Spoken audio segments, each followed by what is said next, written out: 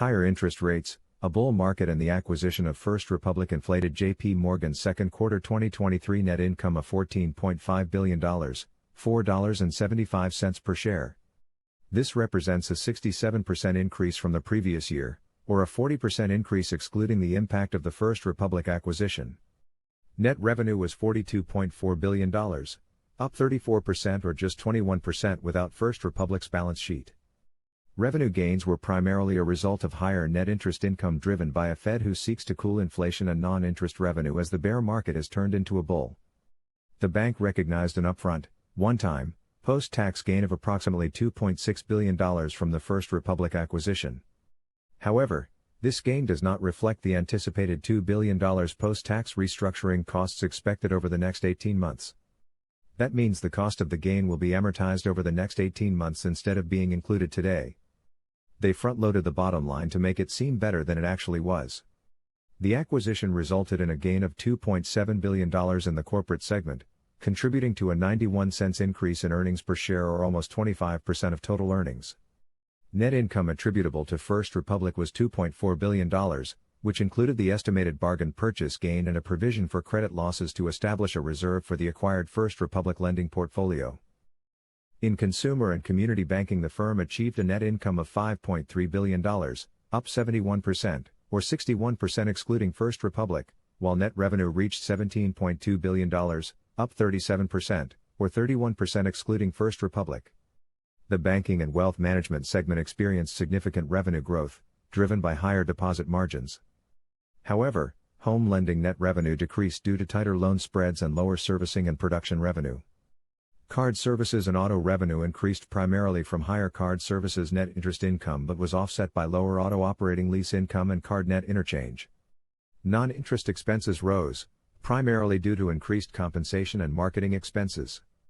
The provision for credit losses amounted to $1.9 billion, including a reserve for the First Republic portfolio. Net charge-offs increased mainly in card services.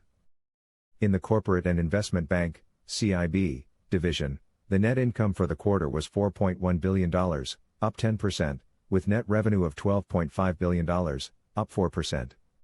Banking revenue increased by 29%, driven by higher investment banking and payments revenue. Investment banking fees were down 6% due to lower advisory fees. Payments revenue saw a significant increase of 61%, primarily due to higher rates. However, lending revenue decreased by 27% due to mark-to-market losses. Markets and securities services revenue declined by 5%, with lower revenue in fixed income and equity markets. Non-interest expenses increased by 1%, while the provision for credit losses was $38 million. J.P. Morgan Chase reported a net income of $1.2 billion in their commercial banking segment, representing a 22% increase, or 54% increase excluding First Republic.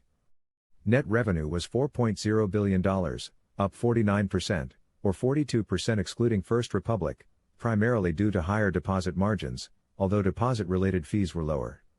Non-interest expenses increased by 12%, driven by higher compensation, front-office hiring, technology investments, and volume-related expenses. The provision for credit losses was $1.1 billion, which included a reserve of $608 million for the First Republic portfolio. Excluding First Republic, the provision was $489 million, reflecting a net reserve build of $389 million. Net charge-offs of $100 million were mainly driven by office real estate. In asset and wealth management, a net income of $1.2 billion, representing a 22% increase, or a 10% increase excluding First Republic. Net revenue amounted to $4.9 billion, showing a 15% growth, or 8% excluding First Republic.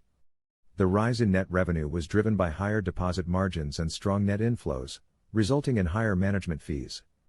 Non-interest expenses increased by 8% due to expanded private banking advisor teams, higher compensation, and the impact of global shares and J.P. Morgan Asset Management China.